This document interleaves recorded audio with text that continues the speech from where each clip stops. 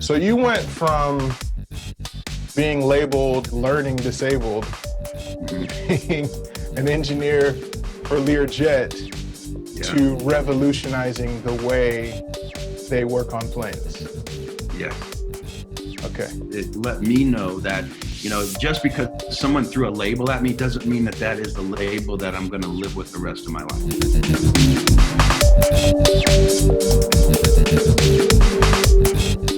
Welcome back, everybody, to another episode of Vision Builders, the show about freedom, what it is, what it takes to create it, how to share it, and the age-old practice of leveraging other people's hindsight to bring clarity to our own developing story. And with me, I'm really excited to share with you a friend of mine, born and raised right here in the Dayton area, went to Trotwood Madison High School.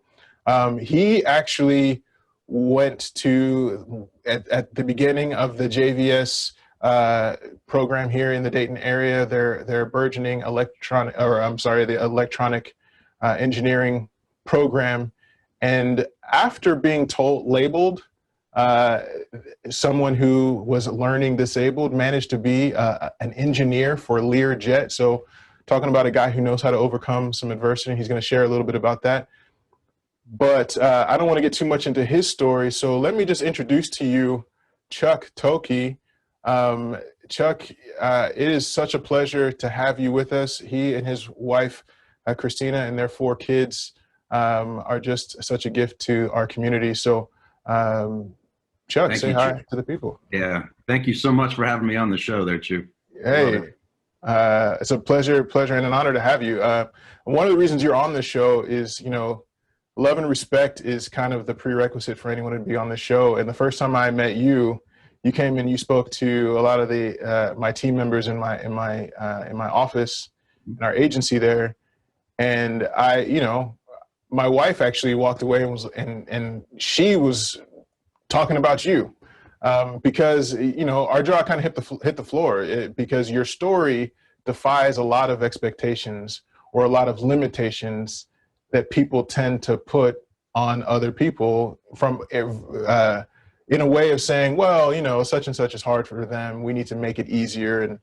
And your story kind of rejects a lot of that stuff and kind of forges a whole new path of thinking.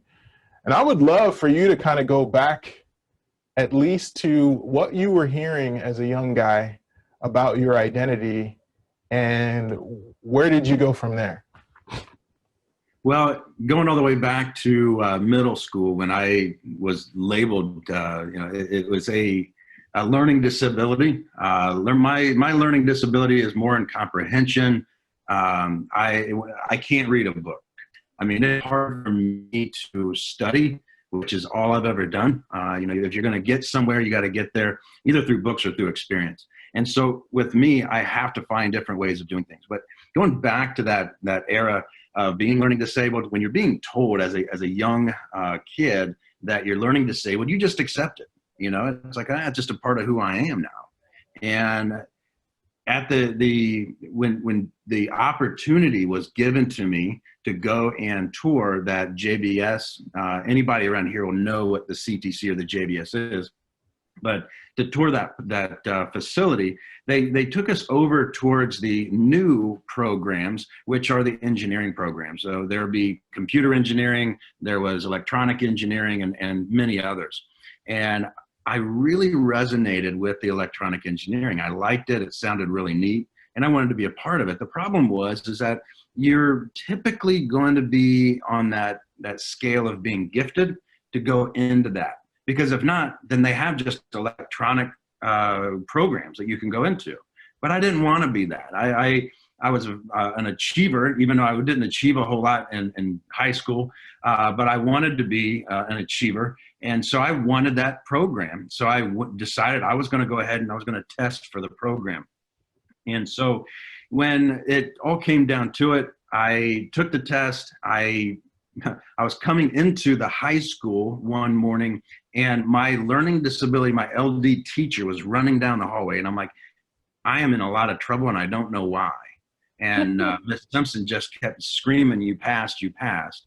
And so at that point, I realized that I was accepted into the electronic engineering, program, which it was just, it was a huge moment for me. It let me know that, just because someone threw a label at me doesn't mean that that is the label that I'm going to live with the rest of my life. And so the first day at the CTC, they took all the kids that were in this new program, they put them into this, it was like a theater. And the first thing they said was, welcome gifted students. And no one's ever called me gifted. They've called me special, but not gifted. Yeah. So, I mean, that's kind of where it all began. But it was a huge eye opener for me that I determined where my life is going to go. And at that moment, that's where my life really went from coming down to straight up. I didn't exactly, graduate top of my class. I still graduated, in the portion of the class that made the top half possible. Yeah, I've never heard anyone put it that way, but that's lovely, is what that is. But yeah, so I want to unpack a couple of things because I love your story and I want you to keep going. But the idea, from middle school, you've been told, learning disabled, hey, you need a little help, special. People use all the different labels. And then you see something that's worth your attention and you start directing your attention towards it and you start finding and picking the resources that actually help you get there. And, if anyone was placing bets, can you think of anybody that would have bet on you passing? No. My mom, that was probably it, and it's only because she had to. Comes with the job description of motherhood. You just gotta. She would have gone broke, knowing she would have gone broke. Yeah. Well, but I gotta go with mine. Well, so from there, now that's a heralding sort of tale, and it's not Hollywoodized. You got to the program, you got through the program, but it's not like you got to give the valedictorian speech. You got through, but the story. That was like your first big hurdle. Like it was a first big overcoming moment where that let you know that you could be in control of the direction of your life. But, it for sure didn't stop there. Where did you go next after the engineering program? So anybody in the engineering program was supposed to get 2 paid years, so total scholarship to Dayton. And the problem is they put us in this program that the instructor barely spoke English. So it was very, very tough for everybody, but it was exceptionally tough for me. And so I didn't finish. And a good friend of mine that was also in the program and I went and got into aerospace. And we were just stringing wire inside of aircraft. And it was a great experience to get into aerospace, which is avionics rather than electronics, getting into avionics, learning that trade, and then traveling around the United States through these contracts. And it was phenomenal until we got to Wichita at a place called Learjet. Bombardier bought them out, so it's now Bombardier Learjet. And they're the leading business jet manufacturer in the world. And again, we got in as stringing wire. I wanted to try out the functional test, which means when they turn on the aircraft, so it'll go up one side of the hangar and it's being built. It gets the wings put on, gets all the wires put in. Then it takes a turn to go back the other side of the hangar, and that's when they turn it on. That's when they turn on the aircraft. And all chaos breaks loose when they put power to an aircraft that's never been turned on before. And then, so the functional test team fixes all of that. Well, with some of the issues that I have, I don't remember a lot of things. I have to write everything down. Literally, I have a pad of paper right next to me, and I always have a pad of paper right next to me because I write everything down. And so when I got into that functional test team, I literally wrote down every issue that I had and what it is that I did to fix it. Well, once this book got pretty big, then it got very easy for me to fix an aircraft. I was fixing that aircraft 2 to 3 times faster than anybody else. So I came to my manager at the time, and I asked him, his name was Stephen Scott. I asked him, I says, do you mind if I get the next 3 aircraft? And he says, hey, no problem. I says, can I get my own team? And so we did, and we were able to push aircraft out 3 times faster than what they normally did. And at that time, the company is run by a guy by the name of Jim Ziegler, and he'd come down and he'd let me know, and as well as my manager know, how many millions of dollars we saved by pushing that aircraft out so fast. And so he decided to give me an opportunity to get into engineering. And I don't have a degree. I still don't have a degree. So gave me the opportunity to get into the engineering department to see how we could do the same thing with all the aircraft lines. And that's what we did. I spent a lot of time in Canada, which is where Bombardier is. Most of your Canada are Learjets I worked on, at least that program. So the 200, the 700, and the 900 that you fly on with Delta a lot. So, wow. So just to putting in that into perspective, like millions of dollars, 3 times as fast.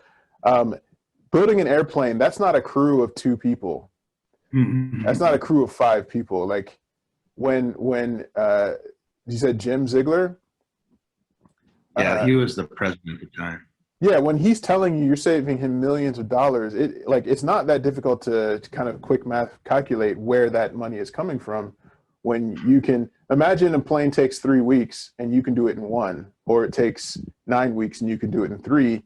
In terms of man hours, that's absurd, right? Like that's an incredible savings. And what's interesting to me is that it's not like aeronautic engineering was terribly new. There'd been a couple of decades by the time you came to it, not a couple, actually several decades of it.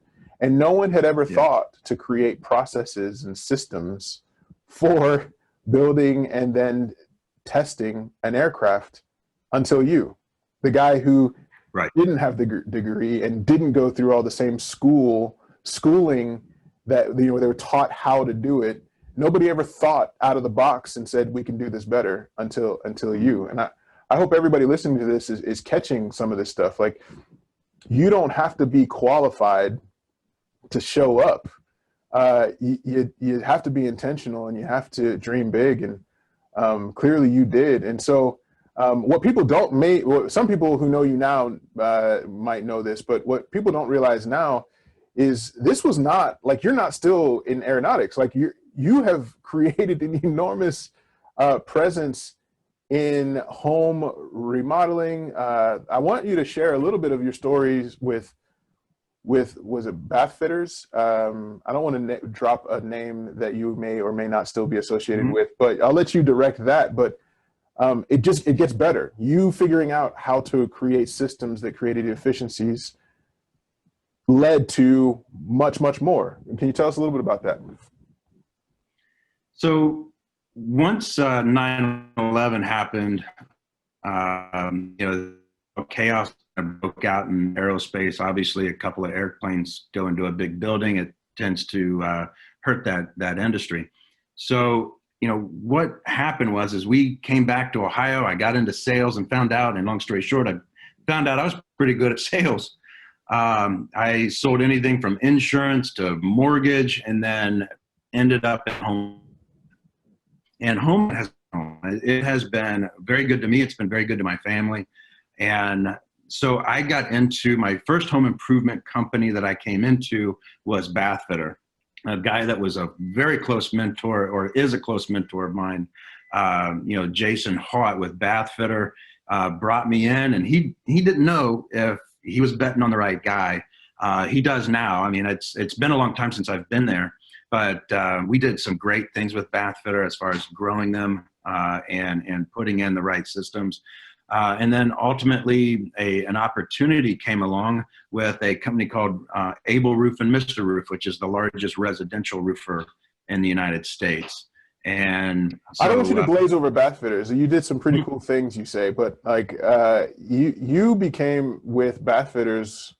What was the title? One of the fastest growing um, companies so in that space in the country. Is that accurate, or am I making this up? no, you're exactly right. And you know, it's when I came in, nobody really had even heard of Bath Fitter, and this is something that I hear a lot. As The Chuck same Bath Thokey, Fitter that's in like every store in every box store in the country.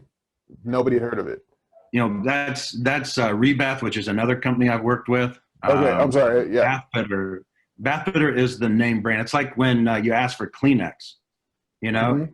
it may be Puffs Plus, but you know it as Kleenex just because they did that well at branding themselves.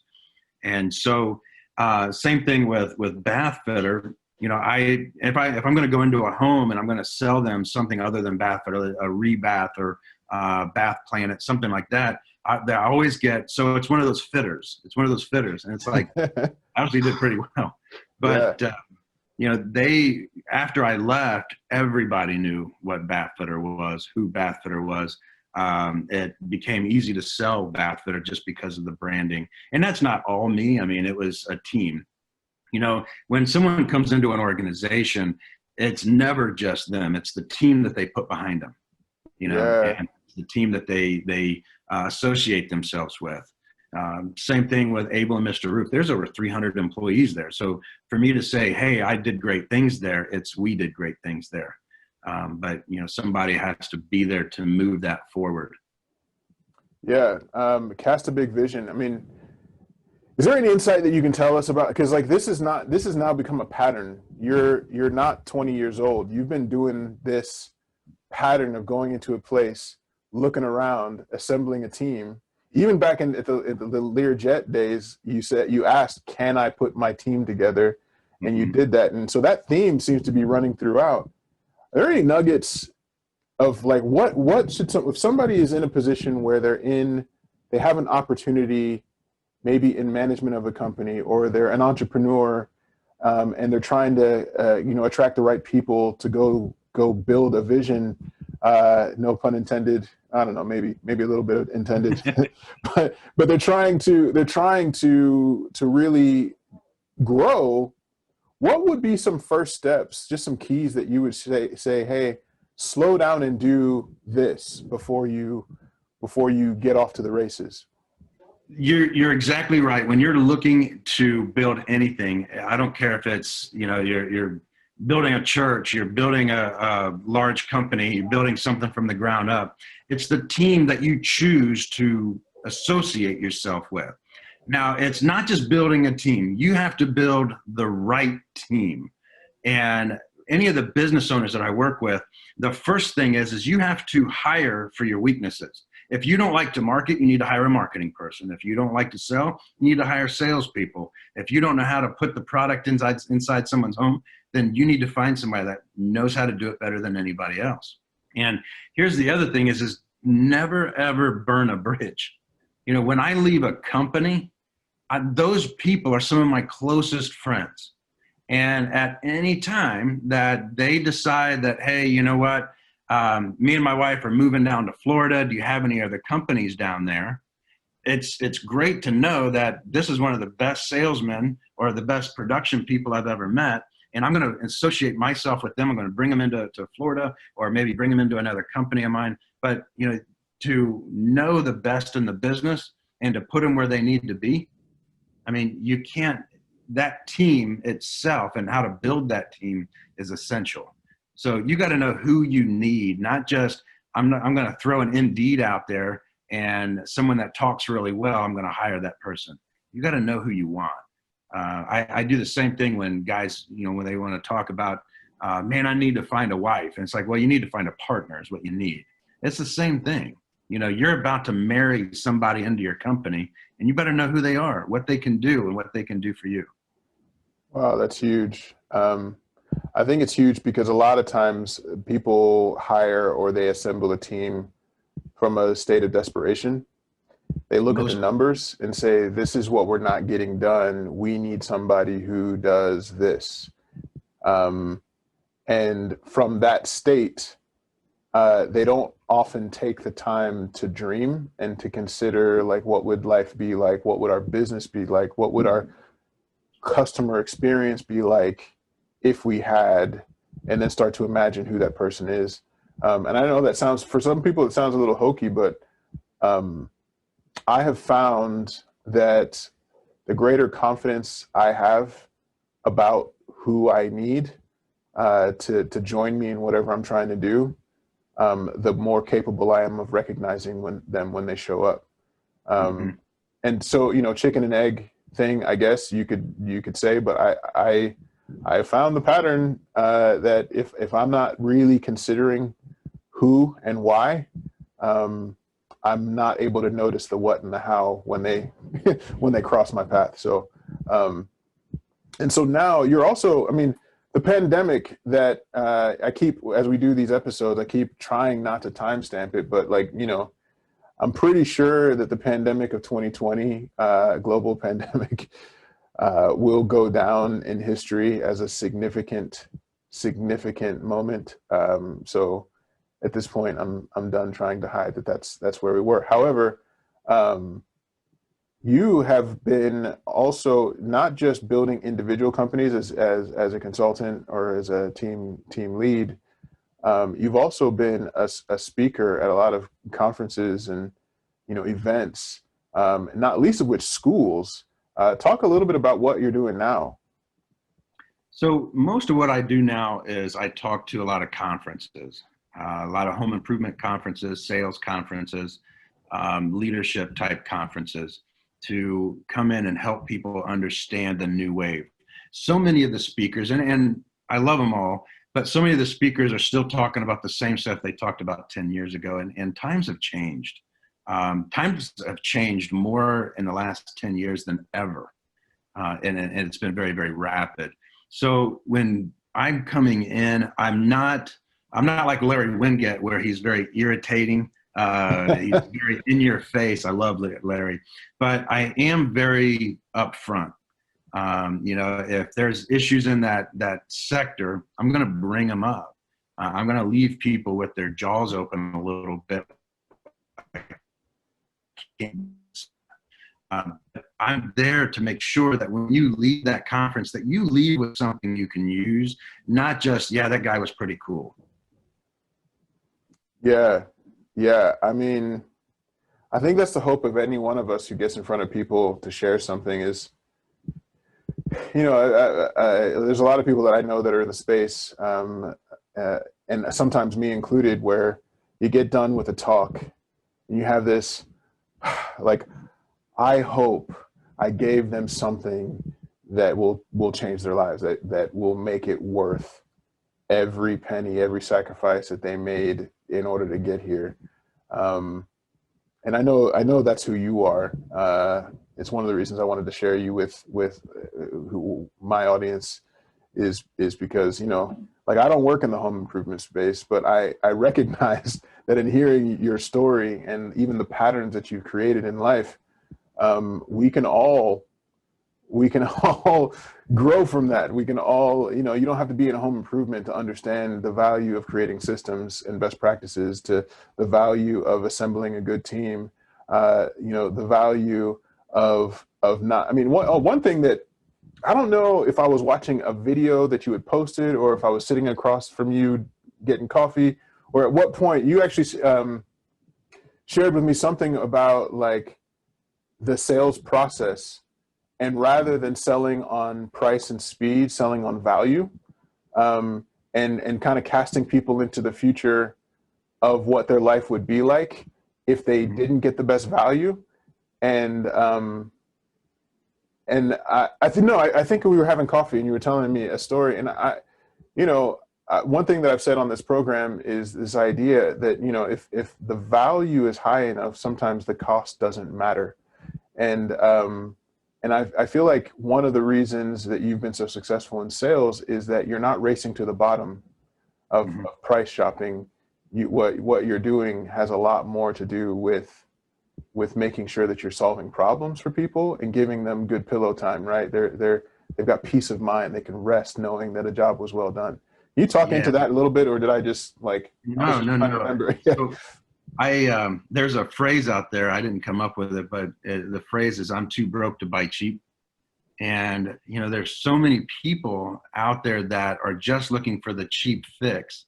And I did just post on Facebook, you may have seen it, where one of my clients came to me and they says, man, I don't know how to get around this.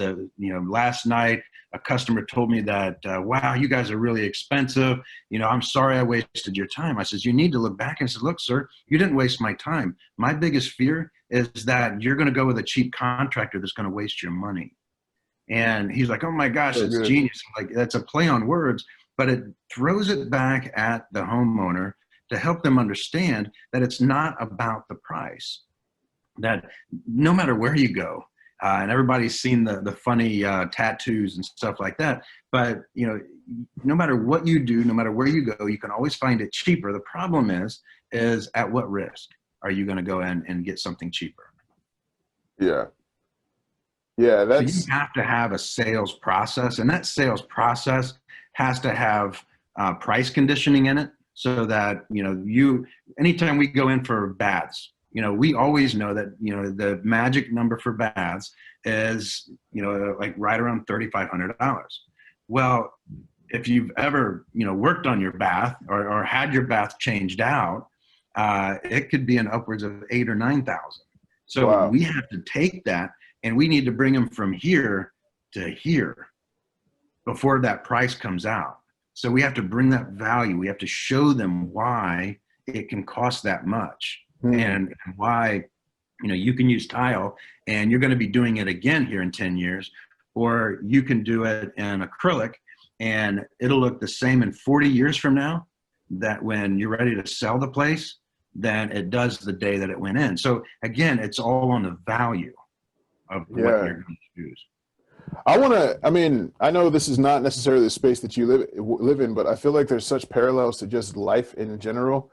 I mean, and yeah, you have a life and kids and a family, so I don't think I'm going too far off left field. But like when you talk about the value proposition, it also has a lot to do with how we tell people to treat us, like in our relationships. You know, the when you talk about pointing out the value. I mean, when somebody's thinking, I need to find the cheapest way to stop this problem today, and you're talking about, yeah, but the difference between doing it cheaply and doing it the right way could be 40 years of peace versus 3, right? Is also, I think, parallel to when we are in relationship with people, whether it's a business relationship, a friendship relationship, marriage, whatever. A lot of times we find ourselves just kind of trying to get through this immediate crisis instead of taking a step back and recognizing the humanity, not just in ourselves, but in the other person that we're interacting with. And considering like, well, if I want this relationship to grow and only get better and better, what sort of investment do I make in this moment if I'm trying to build for long term, versus do I punt? You know, do I punt forward and say I don't want to deal with this right now? And how does that reflect? It's interesting that you're talking about sales, which I also, you know, in a way, I'm also in sales.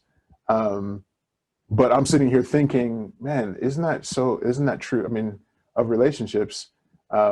And I don't know if you've ever noticed that parallel, but I'm sitting here listening to you. I'm like, man, that's kind of a big deal that we, especially, you know, in an election cycle, like at the time of this recording, we're all still waiting for the results of the presidential election. And, you know, a lot of people have forgotten how to listen to one another, have forgotten that a conversation literally means two sides sharing a vision, the idea being that both parties walk away with more than they came with. You know, what does the effort of this moment look like if your intention is to build long lasting, stable, thriving, joy-giving relationships, right? Chew, I'm going to throw something out there. And so your relationships, there's two things that you need to be selfish with in your life And one is relationships. The next one is time. Because I'm a giver. I love to give. I love to work with people, but you only have so much time. And, you have to use that time very, very, it has to be something that's very precious to you. You have to do use that time wisely. And so when you're looking at a relationship, you look at it somewhat selfish as to what can I gain from the relationship? But again, how much, value can I give to the relationship? So a lot of my friends, a lot of my closest friends are very successful. And I pick my friends very, it's hard to say it because I know that there's a lot of people out there saying, oh, you should be friends with everybody. It's like, I am, but it's depending on who I'm going to spend my time with. And, my mom would I have called love that judicious. Be very judicious with your relationships. And you have to be, and your success is dependent on the 5 relationships that you spend the most time with, so if this is somebody that is very negative, you need to get away from them. And I'm sorry to say it, but sometimes that's family, not to say that you dispel that person, but you have to get away from them. So that negativity is something that can drag you down and keep you down. When someone's telling you can't do something, you're not worth that, there's no reason for you to even try, then it's very hard for you to be a success. So, if you're going to talk about, the value, it's not only the value that it's a give and take value. How much value can they give you and how much value can you give them when it comes to life itself and your relationships, as well as the time you spend. That's good stuff right there. And I hope everybody hears that, and not just as one of those things that, oh, that's cool that I heard, but actually considers what that might mean. Because, I never want anybody to think that, in order to level up, in order to get to the next better version of you. And when I say better, I'm not making a judgment on value. What I'm saying is closer to the best version of you, like all that you were created to be. I think a lot of times people hear stuff like that, being judicious with your relationships or choosing wisely the people that are in your close circle, your circle of trust, as it were, as being an excuse to just start dumping friends. And I don't think there is an excuse to dump friends, but just like you said, you do have to find a way to get away from them. In other words, I don't remember who said it at the moment, but there's this quote that says, if I remember it, I'll post it in the comments below. But just as it takes a nail to drive out another nail, so it takes a new habit to drive out a bad habit. And I find that you don't have to tell your friends to kick rocks. You just have to get really obsessive about who you're spending your time with, really, right? Is that kind of what you're getting at? Like, be proactive about where you're spending your time. Don't just say, yeah, sure, why not?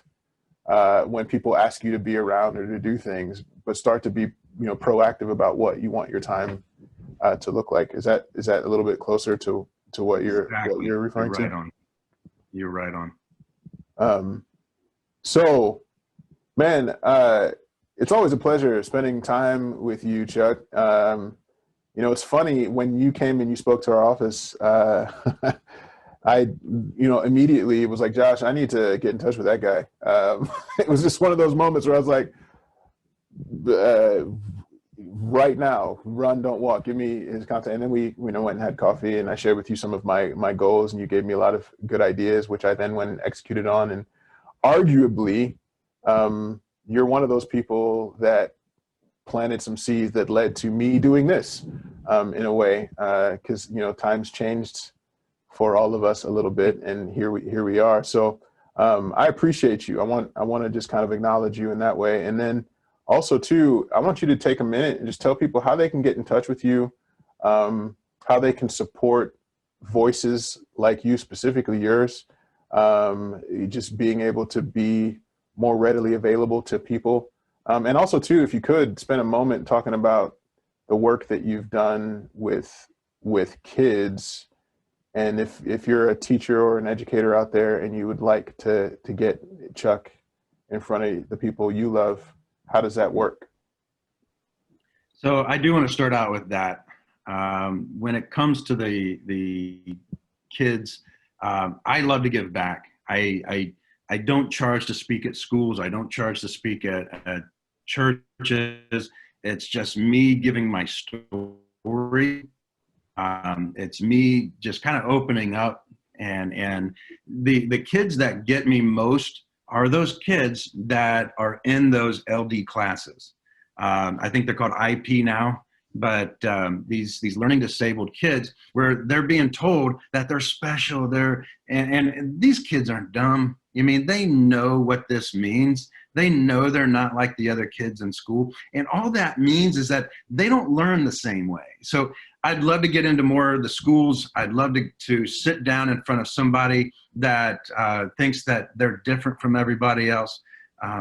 That's a passion of mine, is to spread my story and help people understand that just because you were labeled at some point doesn't mean you can't be a Doogie Howser somewhere. And I mean, you have to be a little older to understand what that is. I'm with you on the Doogie Howser reference. But to really understand that you can make a difference in a different part of the world, if you will, or industry. And so to get a hold of me, I mean, it's very, very easy to get a hold of me through email, which is CTHOKEY, which is my first initial last name at gmail.com. And as well as mycoachchuck.com. I have so many websites. Sometimes I get them mixed up. But, you can also, and one of the easiest ways to get a hold of me is on LinkedIn or Facebook. I have people that will message me every day on Facebook or LinkedIn, and I always try to get back to them within that same day. So they can always either friend me on Facebook as well as LinkedIn. Awesome. Well, I'll post those links. Here's a guy, talking about improving your associations. Some people can do that by books for a time, but you want to get around some people that are going to challenge you. And you may not all who are watching this get a chance to sit in a room or to have coffee with Chuck, but by all means, you can track where he's going and see if maybe you can be in one of the places where he's speaking, because it'll certainly bless your life. And Chuck, I really appreciate you spending some time with me and with my audience here, because it means a lot. And with that, I would just say, anyone who, if you enjoyed this content, if you enjoy content like this, make sure you hit like. And if you really, really enjoy it and you start to see a few other links that are really touching you and blessing you and you want to share with some other people, leave some comments, join the conversation. I look at every single one of the comments. And also when you hit subscribe, hit the notification bell. We drop content every Friday, and it's all designed to help you get a little bit more clarity on where you're going and what it is that you're trying to accomplish. And if you're listening on podcast right now, specifically Apple Podcast, make sure that you give a rating and leave a comment, because for whatever reason in that algorithm, in order for more people to see it, they just, you have to interact. So with all that, we want to help you. So take advantage, share with people. And, we love and appreciate all of you. And so, as always, my friends, build a vision, build a life. Peace.